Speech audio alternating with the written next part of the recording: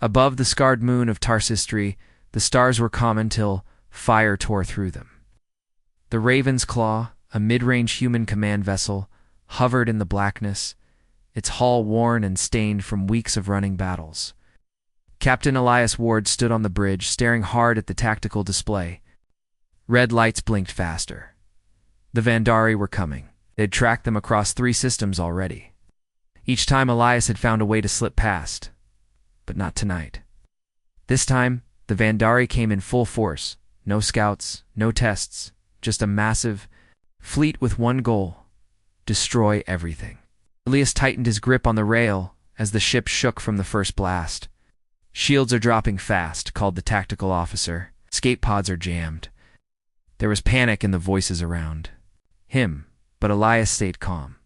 He had seen what the Vandari did to colonies that tried to run. No survivors, no ruins, just silence and ash. He remembered the footage from Doroni families turned to shadows against broken walls. He wouldn't let that happen again. With a deep breath, he gave the only order left: divert all power to forward weapons. They would charge the Vandari flagship. Hidon, his crew hesitated, but they followed. The engines roared, the lights flickered, and the Raven's Claw lurched forward like a dying beast. Outside, plasma fire lit up the sky. Enemy ships closed in from every angle, but the Claw didn't stop. It burned its last fuel, fired its last missiles, and rammed straight into the enemy's command ship. The impact tore through metal and bone-alike. Blinding light filled the view screen, then all went dark. Somewhere in the silence, Elias felt the deck disappear beneath him. He was floating, then falling. Fire, wind, coldened, then nothing. The Raven's Claw was gone, and with it, the last line of defense in that sector. But Elias didn't die. Not yet. Not there. Somewhere beyond the wreckage and flame, fate still had a role for him to play. A war far greater than this ambush was waiting. And Elias Ward, scarred and half-broken, was about to wake up in a place no human had ever seen before. When Elias opened his eyes, he was lying half-buried in dirt, with smoke rising from the cracked remains of an escape pod. His body ached, ribs stabbing with every breath, but he was alive. The air was thin and cold, the sky above him colored, with 2 pale suns and drifting clouds unlike anything he'd seen. Around him, tall blue trees waved gently in the wind, and strange bird-like creatures circled overhead. He tried to move, groaning as he sat up. Blood stained his uniform, and his left arm hung uselessly. It was clear the crash had nearly killed him. But something else caught his attention, a shadow moving through the trees. He reached for the sidearm strapped to his leg, fingers barely closing around the handle.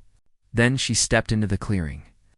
She was tall, almost his height, with skin that shimmered like silver under the sunlight. Her eyes were a deep violet, glowing faintly, and her clothes were strange flowing robes and armor that looked carved from crystal and metal. She had no weapon raised, only watched him with a mix of curiosity and caution. Then she spoke, her voice soft and musical, but he didn't understand a word.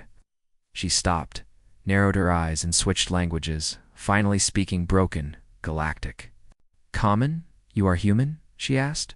Elias gave a slow nod, breathing hard. "Yeah, what's left of one." The woman stepped closer, crouching beside him. Her fingers reached toward his face, and he flinched, expecting pain. But she didn't hit him.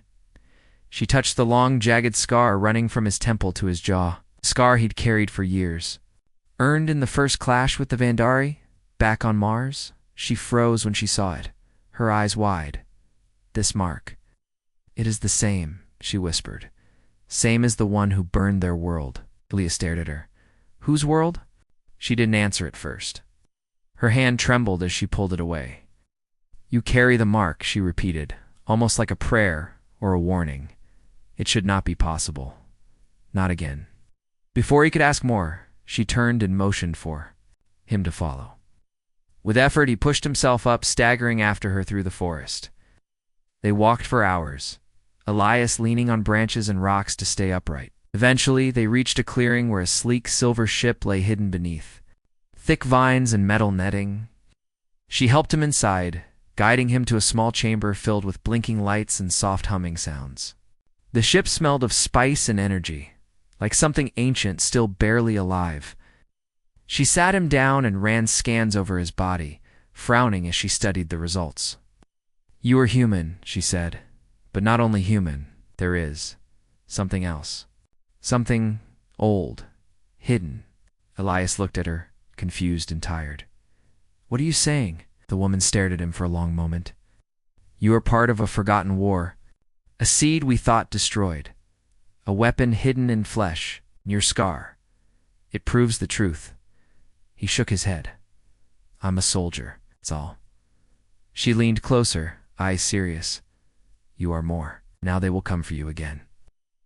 Her voice was filled with fear. "The Vandari will never stop. Not while you breathe." Outside the ship, a sharp, high-pitched tone echoed in the forest. Her face went pale. "They found us," she whispered. Elias reached for a weapon, every muscle screaming in protest. "Then let's make them regret it." There was no time left for questions, only for survival. And something deep inside him, the thing she feared and the Vandari hated, was beginning to wake. Inside the alien ship, as it lifted gently into the sky above the trees, Elias sat on a narrow bench, his arm wrapped in a healing band. Kalari, the strange silver-skinned woman, sat across from him, silent for a while before she finally spoke.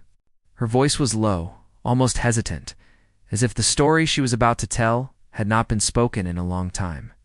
She said her people were called the Varun, once a proud and advanced race who lived far beyond the edge of human-explored space.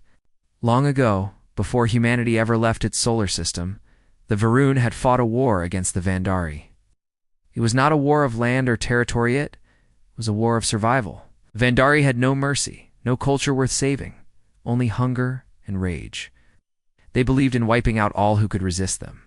The Varun had tried everything: fleets, weapons, alliances, but one by one, their colonies fell. In the last desperate years of the war, a secret project had begun, hidden even from most of the Varun had themselves. They realized they needed a new kind of warrior, one who could blend into other worlds, one whose strength would grow across generations. They took part of their knowledge, part of their technology, fused it with the DNA of an early human they had discovered wandering, alone in the stars. That being became the first of something new, not entirely Varun, not fully human, but something else. They hoped he would survive, evolve, and become the one who might one day destroy the Vandari from the inside. That being was sent to Earth, hidden in the form of a child, the Vandari, destroyed the lab not long after, believing the experiment had failed. But it hadn't. Elias stared at her in disbelief. It sounded impossible, a story told to children. Kalari showed him the scans. Strange strands in his DNA, the symbols burned faintly into his bone. The scar on his face was no accident either. It wasn't just from battle, it was a pattern. A mark only the Vandari would recognize, a warning of the one who escaped them. Ilari leaned forward, her violet eyes full of fear and hope. She said. The Vandari still searched for that being. It was the only thing they feared, something stronger than them, something that could end their reign of terror. And now, Elias carried that legacy. Whether he liked it or not, he was tied to a war that started long before he was born. He shook his head, struggling to believe it. He had no memories of this, no powers. He was just a soldier, nothing more. But Kailari explained that the Varun announcements were not loud or bright like human machines. They were quiet, hidden deep, meant to awaken only under pressure, meant to protect. That was why he had survived battles others hadn't. Why his instincts were faster than training. Why his body healed just a little quicker. He had always thought he was just lucky. But now, he saw it wasn't luck. It was design. Elias felt a mix of anger and confusion rise in his chest. He had lived a life of pain and war, thinking it was all chance. But now he knew he had been shaped for something chosen without his will, and still, Kailari was not finished. She told him that when the Vandari spotted the scar, they would come faster, stronger, because they would believe the nightmare had returned. Elias looked at her, his mind spinning, and asked her the one thing that burned in him the most. "Why are you helping me?" She looked down, her voice barely a whisper. Because it was my people who made you, and it was my fault we left you alone. Before he could answer, alarms began to flash through the ship. Kailari moved quickly. To the controls, Vandar ships had landed. Hunters had come. The forest below was burning red. Elias stood up slowly, pain flaring in his body. His voice was calm, and let's show them what they're afraid of. And for the first time, he felt something shift deep inside, like a fire beginning to burn from within. As the alien ship shook under the blast of incoming fire, Elias grabbed one of Kailar's spare rifles and followed her out into the dense forest. Heart pounding, every muscle tight with focus. The jungle, once quiet and strange, now roared. With noise-distant explosions, howls of the Vandari, and the crackle of flames as trees caught fire. Kailari moved fast, her body a blur between trees, her twin crystal blades ready in each hand. Elias stayed close behind, instincts guiding his steps. He didn't know this world, but something inside him did. His body reacted without thought. Moving through the smoke and chaos like he had trained for it all his life, the Vandari came in fast and brutal. They dropped from the sky in dark armor, taller than any human, with long claws and glowing weapons that hummed with deadly power. Elias saw the first one raise its cannon, aiming straight at Kailari. Without thinking, he lunged forward and fired. The Vandari dropped with a hole through its neck. More came. Elias rolled into cover behind a fallen log and fired again, and again, his shots landing true. Kailari spun through the enemy lines, blades flashing, cutting down foes with graceful, savage strikes. They fought back to back, covering each other as they moved toward an ancient tower Kailari had spoken of earlier. Placed with old defenses from a time when her people still had hope. The path there was dangerous. Vandari soldiers poured through the forest, but Elias kept them moving, using traps, quick thinking, and clever ambushes. He dropped one tree to crush a group of them, tossed a plasma charge into another squad, and never stopped moving. The deeper they went, the more alive he felt. Pain still laced his ribs, and blood dripped down his arm, but it didn't slow him. Something had changed. His eyes were sharper, his reflexes faster, his thoughts clearer. It was like something buried inside him had been unlocked. When they finally reached the tower, its entrance half covered in vines and roots, Kailari rushed to the old control panel and began powering up the defenses. Elias stood guard, breathing hard, scanning the trees. This place. It remembers us, Kailari said quietly as lights began to glow along the walls. With a deep hum, energy barriers snapped into place around the tower, just as a wave of Vandari stormed into the clearing. Lasers shot from hidden turrets, cutting down the first attackers. Elias joined in, picking off enemies through the barrier gaps. For a few minutes, they held strong, then silence. Smoke drifted through the air. The Vandari had fallen back. Elias sat down heavily on the tower steps, covered in sweat and dirt, chest rising and falling like a drum. Kailari sat beside him, wiping blood from her brow. For a moment neither spoke. Then she reached out and touched the scar on his face again. Her fingers were gentle, and her expression soft, her eyes filled with tears. They will never stop hunting you, she said. But now I see why they fear you. Elias looked at her, surprised. It's just a scar, he muttered. She shook her head. No, it's a symbol. Vandari remembered the first one who carried it. The one who burned their cities. They thought he was dead. But you were the same fire. She pulled back her hand, wiping her eyes quickly. Forgive me, I didn't mean to. Elias shook his head. It's okay. He didn't understand everything yet, but something inside told him she was right. He wasn't just surviving anymore. He was becoming what he was meant to be. In the quiet that followed, they stared out at the jungle, now scorched and silent. Elias clenched his fists. Earth was still out there, and the Vandari were heading for it. But now he wasn't just a broken soldier. He was something more. For the first time, he wasn't alone. The next morning, as the pale suns rose over the smoking forest, Elias stood atop the ancient tower and watched the distant sky for movement. His clothes were torn, armor cracked, and his body still carried bruises from the fight.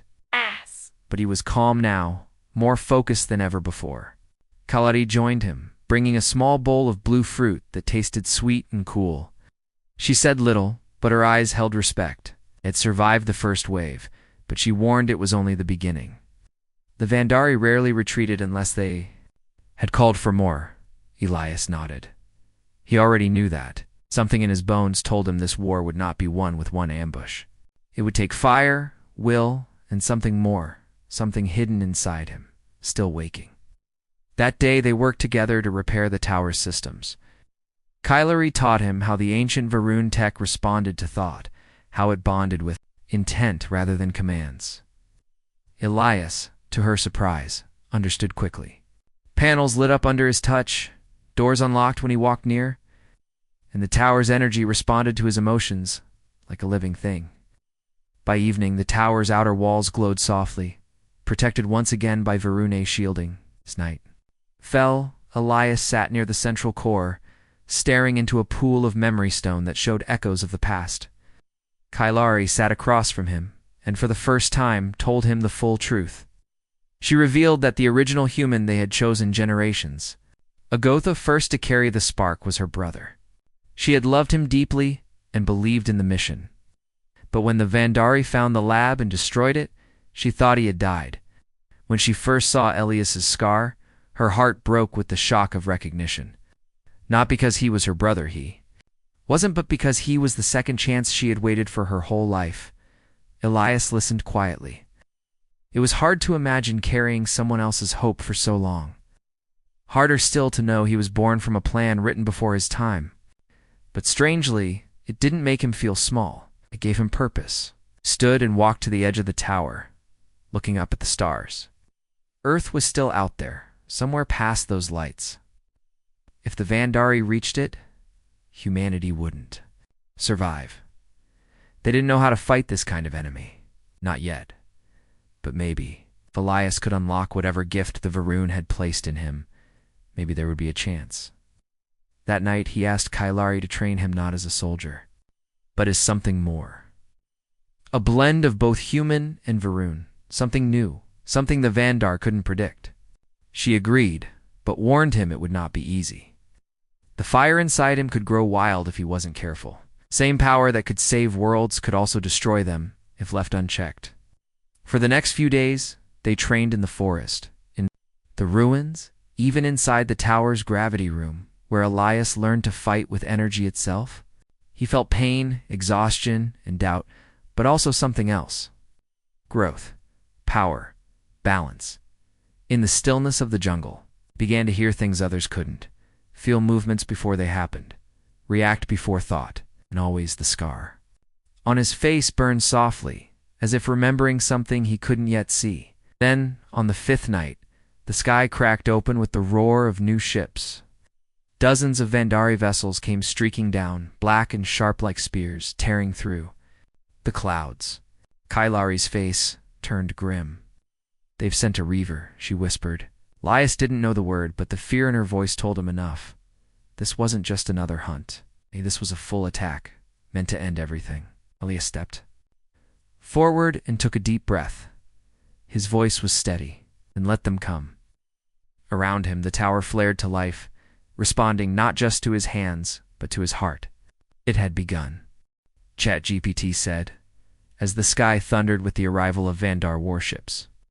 Elias stood on the tower's highest point, staring at the black clouds and burning streaks of fire raining down from orbit.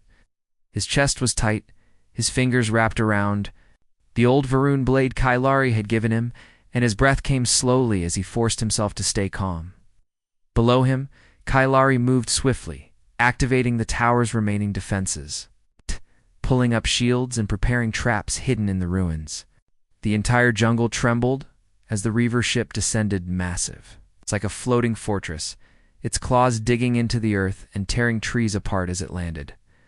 From it came waves of Vandari soldiers, dozens at first, then hundreds marching.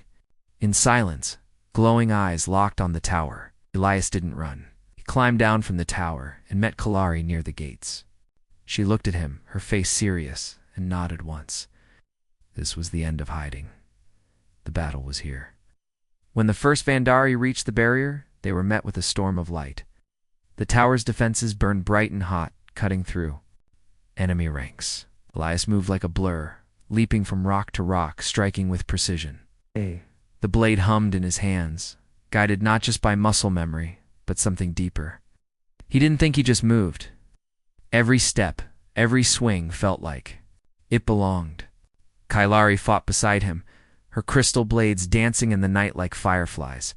Together, they held the line. But the Vandari kept coming. For every one they struck down, 3 more took its place.